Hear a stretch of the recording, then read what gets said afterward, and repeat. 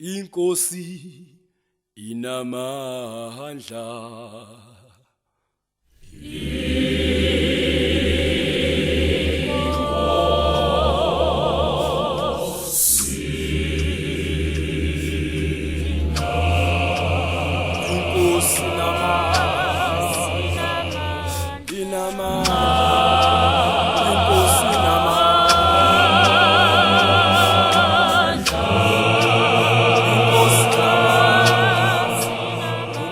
Sibekeleke sihlalo ukuthi njengoba sihlangene la eMlazi sihlalo wamabranch aseThekwini KZN ukuthi eMlazi sihlangene la kwa-R kaBishop ubaba uMtshali.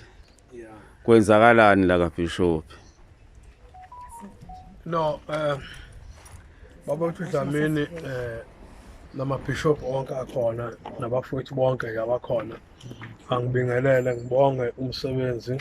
So sibonga kakhulu ukuthi masifika sithola ukuthi kunesimo esiqhubekako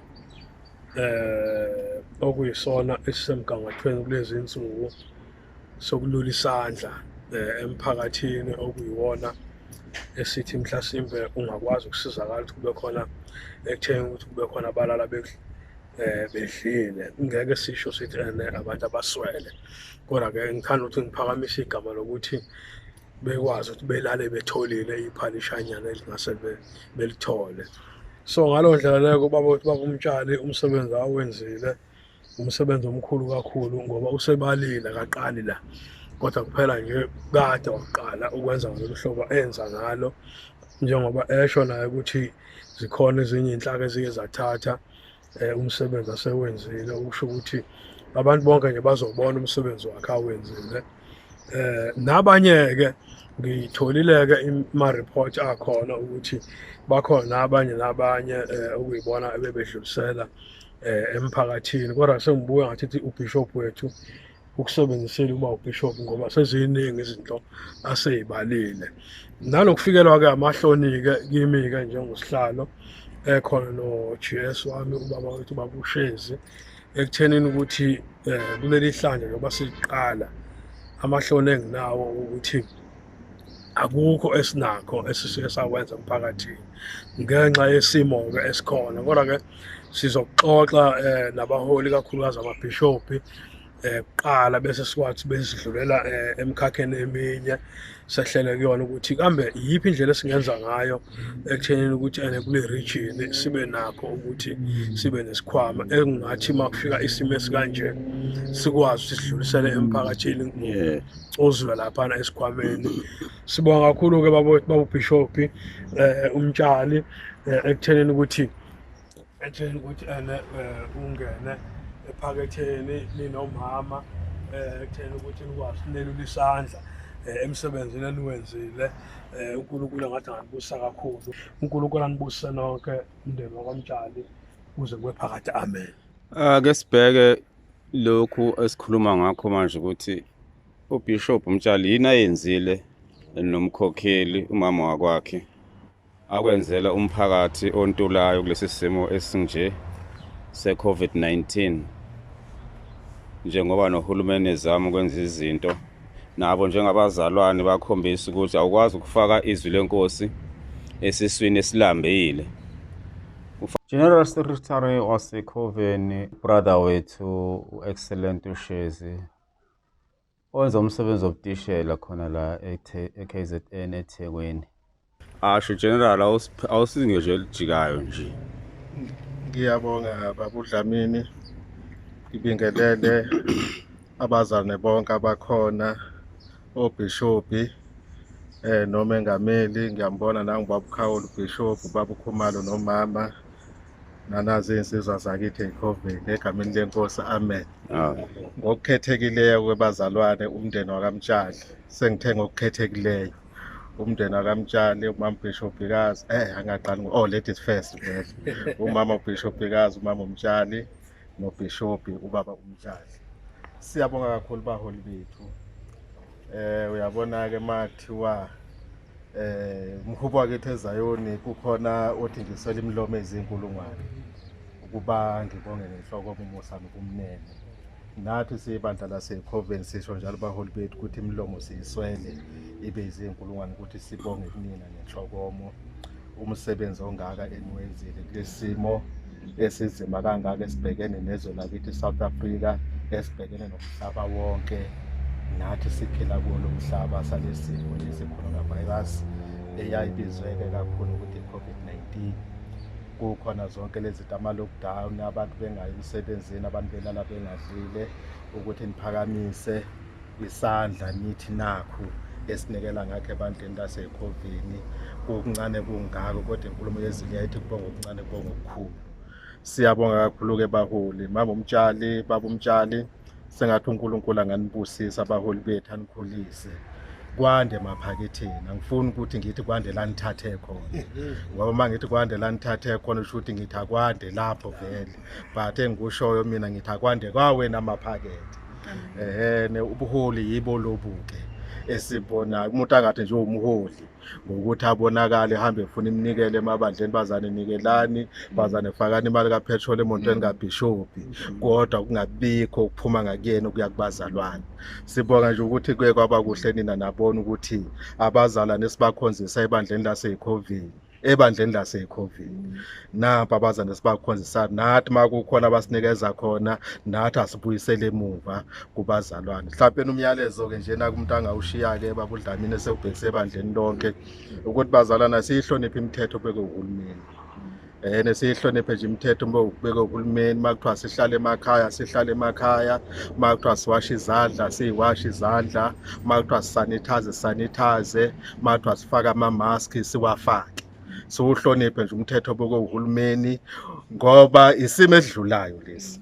Masidlulile sobuyela empilweni yethu ejwayelekile, sikhonze ngendlela efanele. Kubuhlungu khona ukuthi asiye emasontweni, asikhonze ngamasonto, thina-ke sibe naney'nkonzo nangemigqibelo, asikhonze nangomgqibelo ngesimo sayi-COVID-19 le. Kodwa nje isimo esidlulayo lesi, umkhuhlane nje lona ozodlula bazalwane, usekhona-ke ungakadluli. Asihloniphe imithetho uhulumeni asibekela yona ukuthi masiphile ngaphansi kwayo. Ngiyabonga babudlali. Siyabonga General Secretary wase-Ezikhoveni e-KZN.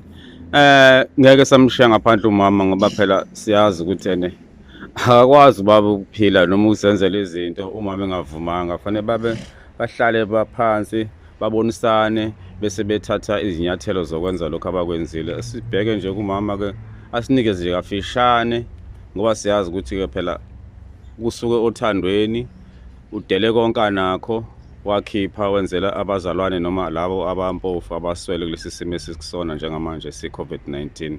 Ake sizwe mama Lady Bishop umama umtshali. Amen bazalwane, ngibingelela abaholi bonke abakhona, abasebandleni bonke abakhona egameni lenkosi yethu Jesu. Ngiyabonga nje nami ukuthola leli thuba. Kahle kahle ubaba besechazile, ngicabanga ukuthi ubesekuchaze konke ngendlela achaze ngayo. Kube isimo nje esisibhekayo nesisithintile nje, nakuba mina-ke ngisuka kude-ke naso ngakafiki la kwamtshali nje, sasibheka kakhulu, then sase siyabonisana, sangenelela, sisaqala ngokwebhajethi yakwamtshali, sabona ukuthi ukuhamba kwendlela sizostakha ngoba baningi abazalwane sesilokhu sithola ama-calls. Ngibe sengicabanga ukuthi ngidrafte i-email ngiyise emsebenzini kuma-colleagues ami, then ngibatshele ukuthi ngicela ukuthi bangisize because bayazi ukuthi ngumholi nasebandleni. Then bakwazile ukuthi belula isandla, saqala i-program sayiqala esibusisweni se-branch, ebranchini Isibusiso la Ezikhoveni. Saqala kulabo ebekade ngempela sibona ukuthi kufanele silule isandla, then salula isandla nakwabanye ebebengekho la ebandleni leSikhova abasifonelayo noma sibonayo ukuthi kunesikhathi esinzima kubona. Abantwana nje bangale kwa-GS batholile ubaba besementionile, sithola abantwana ukuthi abanabo abazali, ushona uma wabo ngoJanuwari. Omncane kunabo bonke una-2 years, omdala kunabo bonke una-16 years, in such a way ukuthi abanawo ngisho ama-ID ngendlela okuyiyona.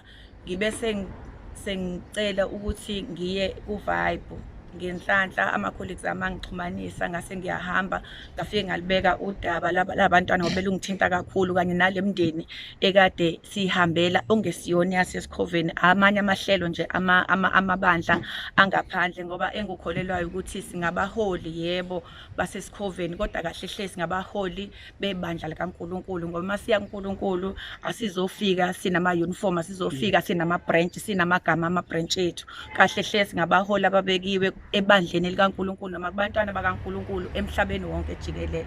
Yingakho esikwenzayo singakwenzi kube within Izikhova noma kube within Isibusiso noma kube within ibandla, kodwa sikwenza kube ngaphandle kwebandla, ngoba ibandla kahle hle lihlala emphakathini.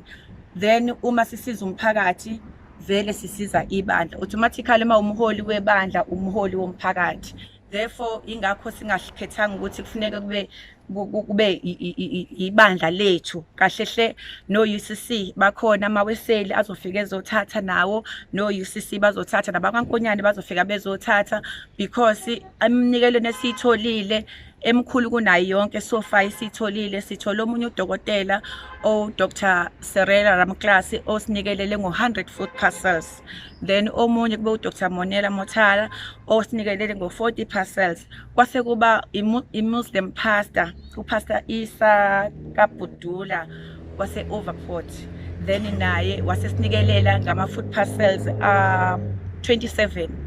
So kulawo ama-food parcels ingakho sikwazile ukuthi sikhave kakhulu ebandleni le-branch Isibusiso, sakhava nakulama branch amanye angesiwona wesikhova, but kulawa esithole ilump sum sengathi inkulwana. Ingakho sithe sizoconsider ukuthi ngoba siyazi ibandla elikhulu esikhoveni ukuthi at least u-50 parcels bese uya esikhoveni Ezimnqini, then umlazi uwonke ama-branch not ama-sub-branch, ama-branch asemlazi nawo siwa-accommodate ngala ngasemlazi, ukuze kwaze ukuthi ngale koMashu koNtuzuma koNanda bayakwazi ukuthi nakhona osihlalo beno-GS bekwazi ukuthi befinyelele nakhona ngendlela bangafinyelela ngayo. Siyathembisa futhi ukuthi mangabe kuqhubeka, ngoba kuyabukeka sengathi umsebenzi uyakhula, khona into uyiqale ungazi ukuthi iya kuphi, kanti uNkulunkulu yena elakhe icebo uyazi ukuthi iya kuphi. So kubukeka sengathi uyaqhubeka kakhulu. Siyathembisa babosihlalo nino-GS ukuthi sizophinda futhi bese siyanicela uma kukhona okuqhamukayo bese sithi phindani futhi nithathe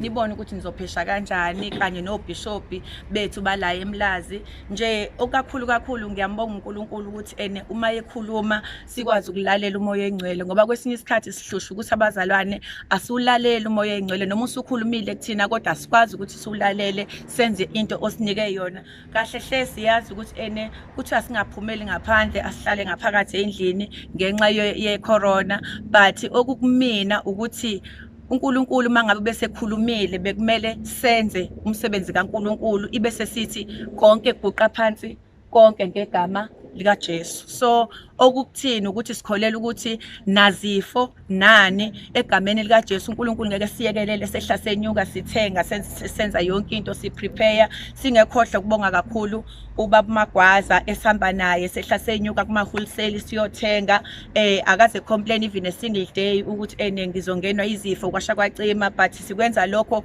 ngokuyinikela kwethu nangothando. Yingakho umsebenzi ukhula ngale ndlela. Umshana uThabiso wakamtshali njengoba silana nje siyasizana, siyi-team esizanayo. Bakhona-ke nabanye abantwana ebebevolontiye bathi mama uma kukhona mhlawumbe ufuna sikusize ngakho ungeza, kodwa because of i-rule ye-COVID-19 ngeke sikwazi ukuthi sibe baningi phakathi egcekeni lakamtshali. Ingakho siselecta labo bantu esibazi ukuthi bazoshesha in such a way ukuthi for the past 3 days besi up and down nale team engikhuluma ngayo, silala ngo-12 every day. And mase siqedile bengizocela ukuthi u-GS noma ushephesini nje ngifonele lama colleagues ukuze bebone, cause ukubonga kwami ngibona sengathi akwenele, ngibonga kubona sengathi ngakube khona ivoice enye ezophumelela nje ikhulume nabo ababili abathathu, then niyibongele ngendlela yenu, because abakwenzile kimina ngibone sengathi uNkulunkulu ubonile okusenhlizweni yami, cause bengifisa kodwa ngingazi ngizofinyelela kanjani, kodwa izinto ngiyibona zilula and umsebenzi uyaqhubeka egameni leNkosi yethu Jesu.